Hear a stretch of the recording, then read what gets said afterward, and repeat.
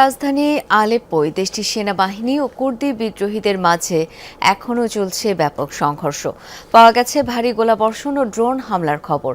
শেখ মাকসুদ এলাকায় চলছে সেনাবাহিনীর সামরিক অভিযান। এরই মধ্যে এলাকাটির ৫৫% নিয়ন্ত্রণে নেওয়ার দাবি করেছে সিরীয় সেনারা। আশরাফিয়া এলাকাতেও চলছে হামলা পাল্টা হামলা। সেনাবাহিনী জানিয়েছে তাদের ৩ সেনা নিহত ও ১২ জন আহত হয়েছে। তাদের অভিযোগ, লড়াইয়ে যেতে অস্বীকৃতি জানানোয় ১০ কুর্দি যুবককে হত্যা করেছে সিরিয়ার কুর্দি নেতৃত্বাধীন বাহিনী এসডিএফ। তবে এই অভিযোগ অস্বীকার করেছে কুর্দি বিদ্রোহীরা।